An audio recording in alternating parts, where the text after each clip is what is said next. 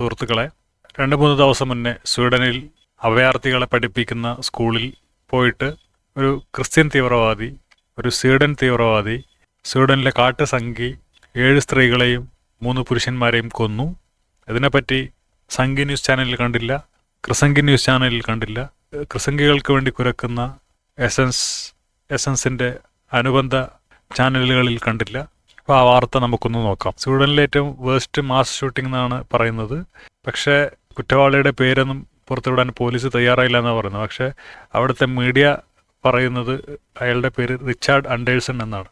മുസ്ലിം ആയിരുന്നെങ്കിൽ ആ പേരൊക്കെ ലോകം മൊത്തം പ്രചരിച്ച ആകെ മൊത്തം പ്രശ്നമായേനെ. ഇത് ഒരു സംഭവമൊന്നുമില്ല. ഇങ്ങനെയുള്ള ഒരുപാട് സംഭവങ്ങൾ നിങ്ങൾക്ക് ഗൂഗിളിൽ അടിച്ചാൽ കാണാം. ഇത് മിനിഞ്ഞാന്ന് നടന്ന സംഭവമാണ്, വളരെ റീസെൻ്റായിട്ട് നടന്ന സംഭവമാണ്. ഈ താഴെ കിടക്കുന്നത് അതൊരു ക്രിസ്ത്യാനിയാണ്. സിറിയയിൽ അവിടെ ആഭ്യന്തര കലാപങ്ങളിൽ ഒരുപാട് പേർ അവിടെ വിട്ടുപോയിട്ടുണ്ട്.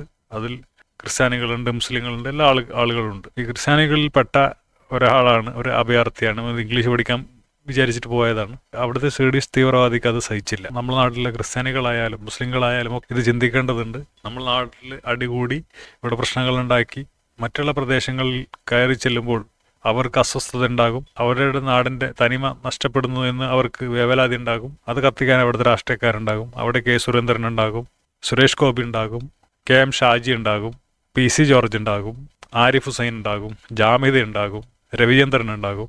അപ്പോൾ അവിടെയുള്ള പാവങ്ങളുടെ വികാരങ്ങളെ അവർ ഉദ്ദീപിപ്പിക്കും. അവിടെയുള്ള ഭ്രാന്ത് വിഷം കലക്കി കൂട്ടും. അങ്ങനെ പിന്നെ അവിടെ പ്രശ്നങ്ങൾ ഉണ്ടാകും. അതുകൊണ്ട് സ്വന്തം നാട്ടിൽ ഇവിടുത്തെ രാഷ്ട്രീയത്തിൽ ഇടപെട്ട് നാടിനെ നന്നാക്കുകയാണ് ചെയ്യേണ്ടത്. ഞാൻ മാത്രം നന്നായാൽ മതി, ഞാൻ മാത്രം നന്നായാൽ മതി എന്നുള്ള ചിന്ത ഉപേക്ഷിക്കണം. നാട് നന്നായാലേ നമ്മൾക്ക് നന്നാവാൻ പറ്റൂ.